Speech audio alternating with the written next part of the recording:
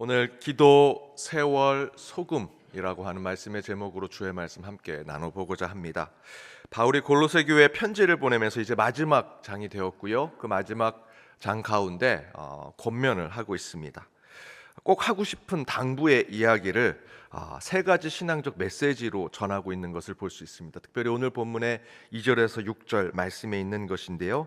첫 번째는 기도, 두 번째는 세월, 이 세월은 시간을 이야기하는 것이고요. 세 번째는 소금입니다. 이 세 가지의 메시지는 우리의 신앙과 매우 중요한 것이 연결되어 있는 것을 볼 수 있습니다. 각 9절의 말씀을 보면 2절의 기도는 감사와 연결되어 있고요. 5절의 세월, 곧 시간은 지혜와 연결이 되어 있습니다. 또한 6절의 소금은 은혜와 연결이 되어 있는 것을 볼 수 있습니다. 그렇다면 각각 이 바울은 이 골로새 교회에 어떤 마지막 당부, 마지막 권면을 하기 위해서 이 세 가지를 주었는가? 그리고 이 세 가지의 신앙적 메시지는 지금 우리에게는 어떤 신앙적 메시지로 주어지고 있는가를 한번 살펴보고자 합니다. 그 첫 번째 메시지는 기도는 감사인데요. 이렇게 얘기할 수 있습니다. 거저든 감사 없고 공짜로 하는 기도는 없다라는 것입니다. 거저 얻는 감사 없고요. 공짜로 하는 기도 없다는 것입니다. 2절에 이렇게 쓰여져 있습니다. 우리 2절 말씀 함께 읽어보겠습니다. 기도를 계속하고 기도에 감사함으로 깨어 있으라. 이 앞부분에 기도를 계속한다라는 표현이 나오죠. 이 표현은 포로스 카르데네이테라는 헬라어로 쓰입니다. 항구에서 너무도 만나고 싶은 사람이 저기서 배를 타고 올 때 그 배를 기다리고 있는 마음, 또는 어느 사람이 자기에게 맡겨진 일에 평생을 다해 충성 봉사하는 모습을 표현할 때 이 헬라어 표현을 씁니다. 곧 기도로 표현한다면 기도에 절실함이 가득 담겨져 있는 상태를 표현할 때 이 헬라어를 쓰고, 바울이 그 헬라어를 2절에 사용했던 것입니다. 기도를 계속한다. 단순히 기도를 끊임없이 한다는 것이 아니라 그 기도를 통해서 무엇인가 응답을 기다리고 그 기도에 가장 절실함과 충실함을 보이는 모습을 이야기합니다. 그런데 그 절실한 기도에 감사함으로 깨어있으라라고 바울은 이야기하죠. 이에는 두 가지 뜻이 있습니다. 첫 번째는 예전에 한번 말씀드렸던 메시지인데요. 선불감사가 필요하다는 것입니다. 선불감사. 아직 기도의 응답이 이루어지지 않았으나 이루어질 줄 믿고 미리 감사하라는 뜻이라는 것이죠.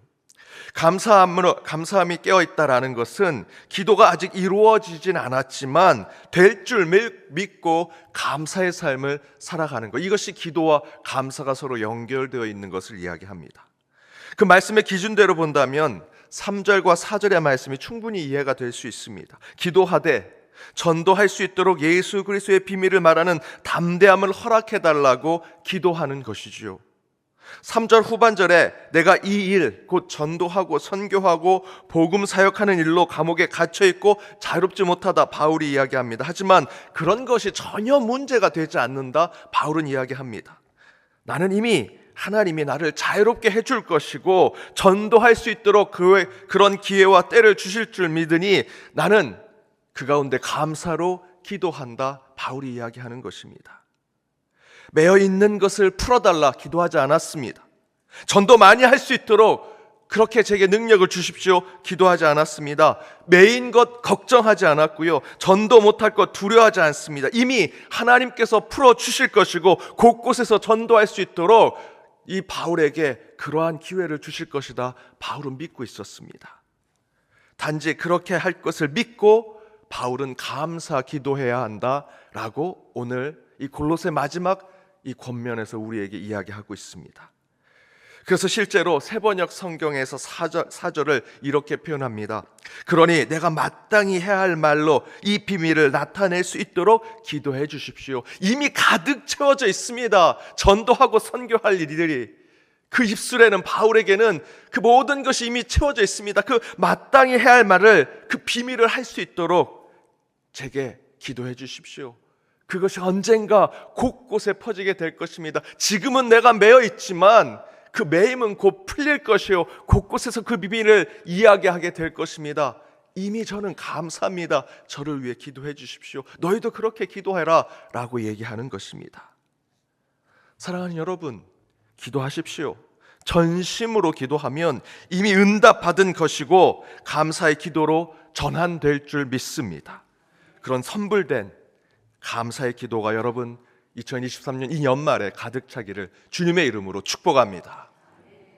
두 번째, 절실한 기도에 감사하며 깨어 있으라는 두 번째 메시지는 감사하게 될 일들 모두 주변을 살펴보면 누군가의 수고와 희생으로 이루어진 감사라는 것이죠. 곧 그런 값비싼 감사에 정신을 차리고 깨어 있으라라고 하는 권면이 첫 번째 권면입니다.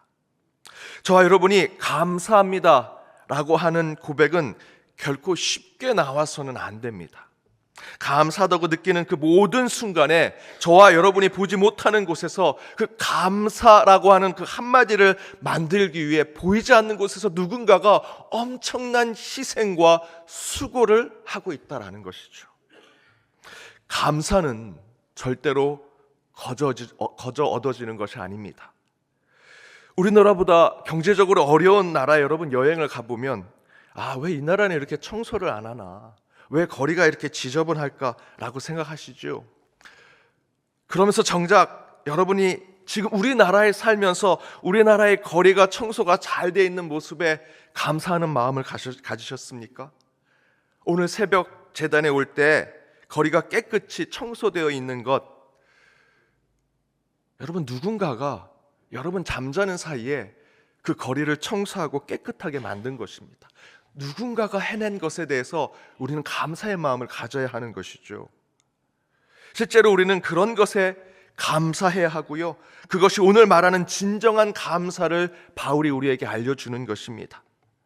여러분이 하나님 감사합니다 라고 하는 한마디의 기도를 위해 먼저는 보이지 않는 여러분의 중보자가 밤마다 여러분이 기도하지 않는 그 순간에도 여러분을 위해서 기도했을 것이고요, 더불어 성령 하나님께서 우리 뒤에서 우리를 항상 도우시고 있다라는 것입니다. 여러분이 감사를 느끼는 것, 내가 이만큼 잘해서 하는 것이 아니라 어느 중보자가 나를 위해서 기도한 것이고 성령께서 항상 내 뒤에서 보이지 않게 도우셨기 때문에 우리가 그 진한 감사를 표현할 수 있다는 것입니다. 사랑하는 여러분, 우리는 편하게 감사를 표현하지만 이제 그 감사에 더욱 진한 희생을 느끼면서 그 마음의 진심을 꾹꾹 눌러 그 감사를 표현하는 저와 여러분이 되기를 바랍니다. 하나님 감사합니다. 뒤에서 도우시는 성령님 감사합니다. 내가 보이지 않는 곳에서 눈물로 기도하는 중보자님 감사합니다. 여러분 그 감사를 하셔야 됩니다. 오늘 옆에 있는 분들과 함께 다시 한번 이렇게 인사하면 좋겠습니다. 진심으로 감사합니다. 진심으로 감사합니다. 손도 잡아주시고 어깨도 좀 쳐주시고 다시 한번 하겠습니다. 감사합니다. 지금 감사로 인사하신 분들께 이제 기도하셔야 됩니다. 그러면 오늘 두 번째 메시지, 지혜는요, 시간과 연결되어 있습니다. 지혜는 하나님이 주신 시간이다, 하나님이 주신 타이밍이다라는 것입니다. 5절에 이렇게 얘기하죠. 5절 말씀을 함께 읽어보겠습니다. 외인에게 대해서는 지혜로 행하여 세월을 아끼라. 지혜로 행하여 세월을 아끼라 에서 이 세월을 아끼다라는 뜻은 기회를 사야 한다, 기회를 잡아야 한다라는 것입니다. 그 지혜가 머리에 쌓인 지식과 다른 점은 지혜 있는 자는요, 머릿속에 가득 채워져 있는 지식과 그 경험을 적재적소에 언제 어떻게 사용할 줄 아는 자들이 지혜자라는 것이죠. 지혜자, 또 지식이 많은 자 같지 않습니다. 내 머릿속에 지식과 지혜가 가득 차 있을지라도 적재적소에 어떻게 언제 사용할지 모르면 그저 지식만 가득한 사람이죠. 지혜자, 성경에서 말하는 지혜자는요, 그 지식이 채워져 있는 것이 언제 어떻게 사용될 줄 아는 사람들을 이야기합니다. 아무리 똑똑해도 지혜가 없으면 의미가 없지요. 제가 대학 다닐 때 사부고시라는 것이 있었습니다. 사법고시, 행정고시, 외무고시. 그런데 하나 더 추가된 것이 언론고시, 신문사 또는 방송, 그런 언론사 시험도 그 고시처럼 저희들이 준비해서 사부고시라고 얘기했습니다. 제 주변에 고시 공부하는 분들이 많았습니다. 그분들을 옆에서 잘 살펴보면서 나도 저분들처럼 고시 준비해야겠다라는 생각으로 그분들의 삶과 그분들의 공부 방법들을 잘 지켜보았습니다. 고시 공부하는 한 선배는 절대 국을 먹지 않습니다. 물을 먹지 않습니다. 물을 많이 먹으면 화장실을 가기 때문에 그 화장실 가는 시간이 아까워서 물을 먹지 않습니다. 간식은 항상 초콜릿 우유를 먹습니다. 초콜릿 우유 안에는 당분, 단백질, 수분 다 들어있으니까 그것이 가장 좋은 고시생들에게 간식이었습니다. 정말 공부하는 기계였습니다. 고시원, 도서관에서 그분들 보면 정말 곧 고시 합격하겠다. 그럼에도 불구하고 그분들이 떨어집니다. 그런데 저희들이 볼 때 항상 떨어질 사람만 떨어집니다. 왜 떨어질까? 고시 준비하려고 했던 제 마음에서는 그분들을 분석할 수밖에 없었습니다. 제가 자세히 보니까 20대 1, 30대 1 그러는데 대부분 허수고요. 정말로 합격될 사람은 1대 1, 2대 1 정도밖에 안 됩니다. 나머지들은 제대로 준비를 하지 않았습니다. 그럼 진짜 준비하는 고시생들은 거의 비슷한 지식을 갖고 있고요. 그 정보를 가지고 있습니다.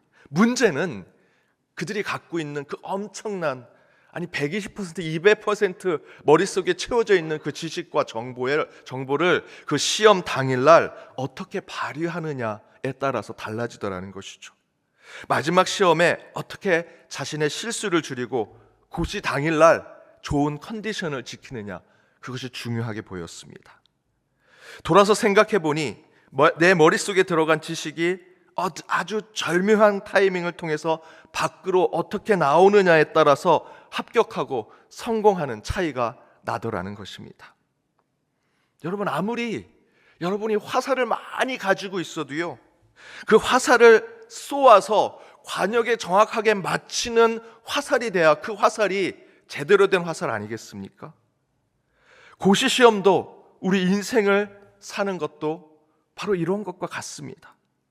그런데 바울이 우리 신앙에 대해서 그렇게 얘기를 합니다. 세월은 지혜랑, 시간은 지혜랑 연결되어 있더라. 지혜는 시간의 때 하나님이 주신 타이밍이다 라고 얘기하는 것입니다. 아무리 지식을 많이 갖고 있어도 하나님이 주시는 타이밍이 없으면 지혜자가 될 수 없다라는 것입니다.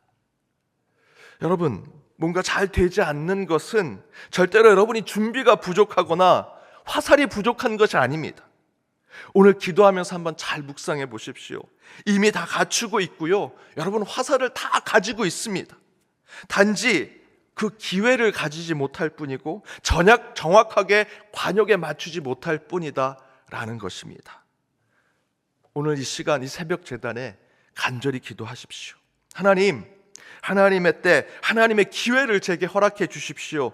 세상의 수많은 화살보다 하나님이 허락해 주시는 그 하나의 화살을 쏘아 우리 안에 하나님께서 주신 비전과 계획에, 그 관역에 화살을 맞출 수 있도록 제게 능력을 주십시오.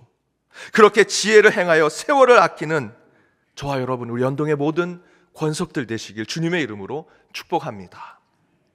세 번째는 우리 입에 진심이 담겨진 은혜를 말해야 한다. 우리 입에 진심이 담겨진 은혜를 말해야 한다.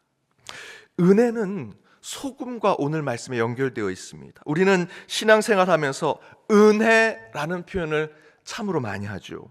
너무도 흔하게, 때로는 너무 무의미하게 사용할 때가 많습니다.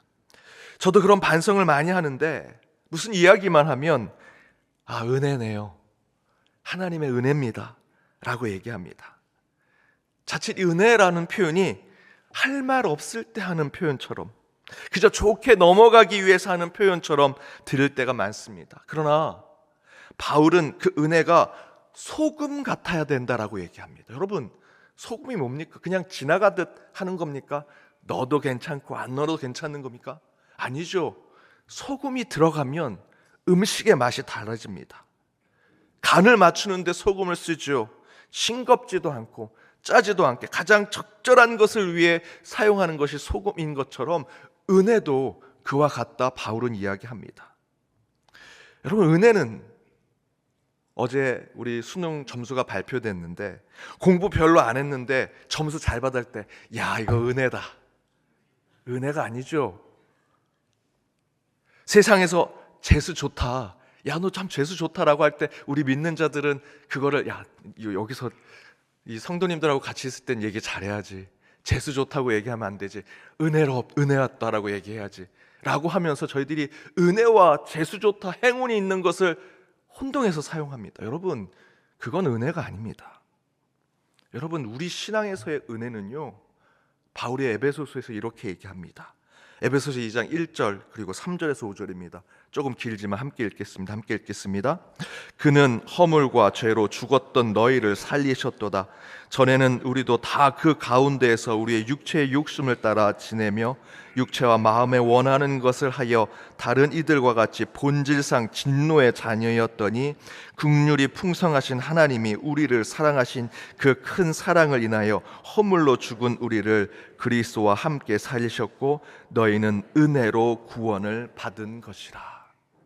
여러분, 은혜는요, 세상에서 말하는 행운과 재수 좋은 게 아니고요, 진노의 자녀였던 저와 여러분, 지옥에 떨어질 수밖에 없는 저와 여러분을 예수 그리스도의 십자가와 보혈로 구원해 주시고 생명의 자녀로 우리를 불러주신 것, 여러분, 그것이 은혜입니다. 시험 좀 못 봐도 됩니다.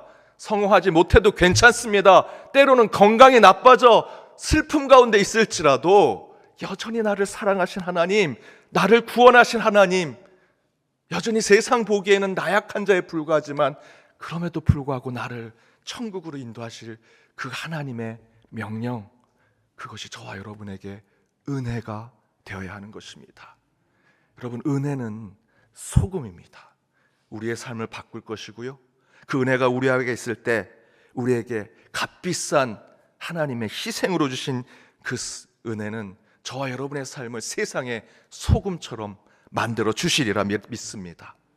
그렇게 조금도 헛된 낭비 없이 하나님께 모든 것을 보답하는 소금과 같은 신앙으로 오직 주가 원하시는 대림절을 지키는 저와 여러분이 되기를 주님의 이름으로 축복합니다.